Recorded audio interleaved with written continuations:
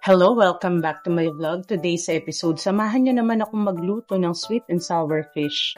I-share ko na rin ang aking technique kung bakit hindi ako naiiyak kapag naghihiwa ng sibuyas. Napakabilis lang nitong ating dish, kaya naman ngayon, simulan na natin. Okay. Gigilitan natin yan kasi masyadong malaki yung ating isda. Para makasigurado tayo na maluto ng maayos.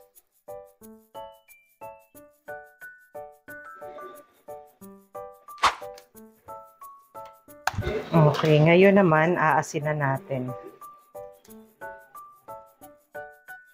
Ilamusan natin ng asin.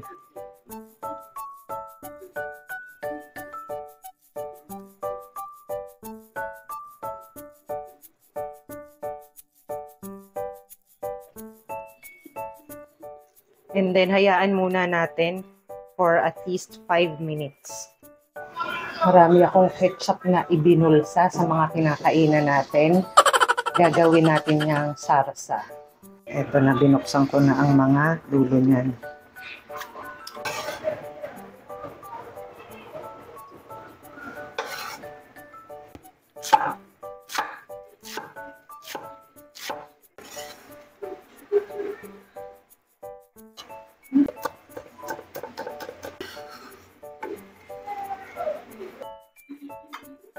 Okay, ngayon, heto na ang aking technique pagdating sa sibuyas. Bago ako mag-chop ng sibuyas, maglalagay ako ng posporo dyan.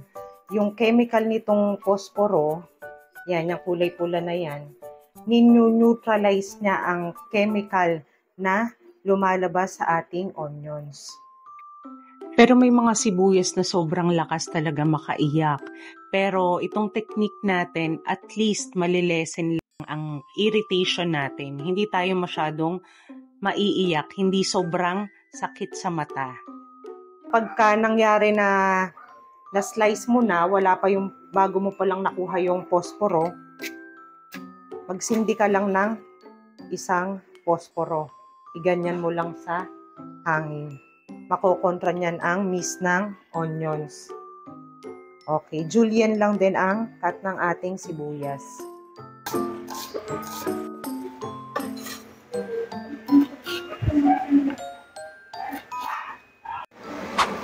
Okay.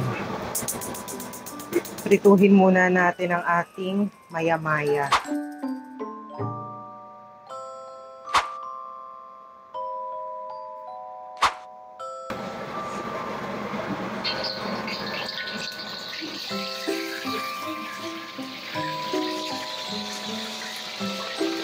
Iprituhin natin yan ng mga 5 minutes bawat side.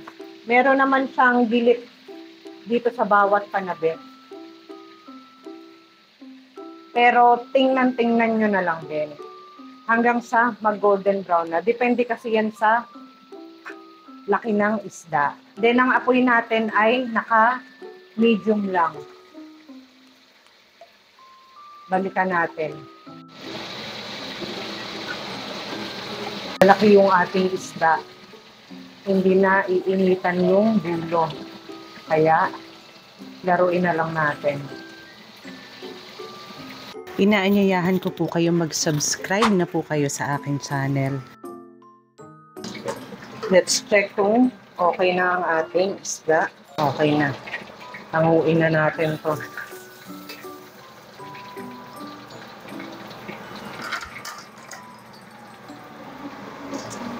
Bawasan natin ang oil.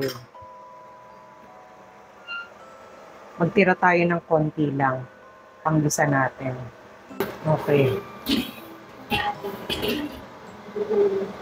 Ngayon naman, gigisahin natin ang ating gulay. Nasa inyo na yung kung gusto nyo yung aromatics muna. Pero ako, yung gulay muna, then iseset aside ko para mas presentable ang ating presentation. Sama-samahin na natin ang carrots, repolyo at bell pepper.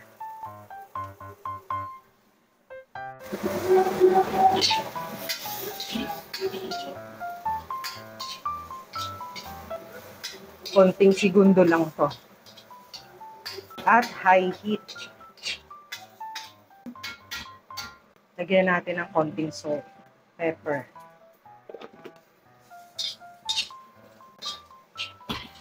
Pagka ganitong vibrant na ang kulay, pwede na yan.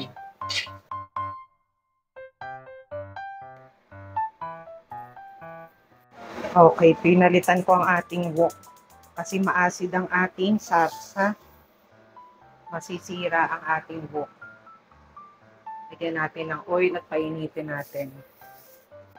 Meron din ako ditong cornstarch. Lalagyan ko yan ng konting tubig para ma-disperse. Okay, gisahin na natin ang ating aromatics.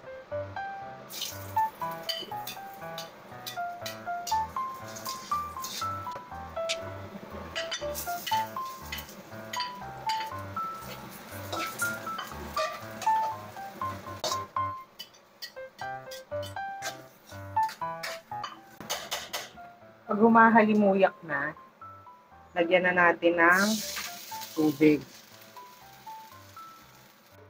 And then, pineapple juice.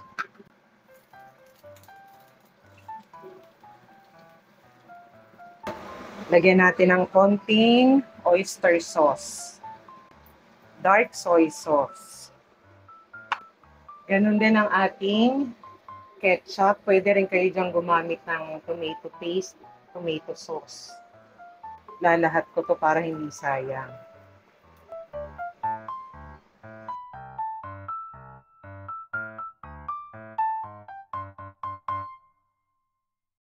Lagyan din natin ng salt. Ground black pepper. Granulated sugar. Para magkaroon ng konting kick ng anghang, lagyan natin ng cayenne pepper. Optional po ito. Pakukuluin natin yan. Pwede nyo yan lagyan ng suka. Gumagamit din ako ng suka, pero ngayong sobrang init, gusto ko ay mas refreshing pa ang lasa ng ating sarsa. Tikman natin.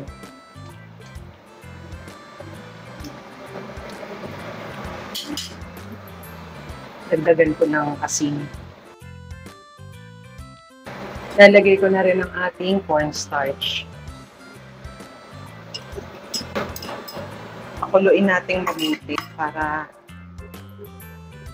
hindi lasang cornstarch ang ating sarsa. Okay na. Patayin natin ang apoy. Lagyan natin ng calamansi juice, tanggal ang buto. Tikman natin ulit. Sarap. Unahin natin ilagay ang ating sarsa. Okay, ilagay na natin ang ating fish.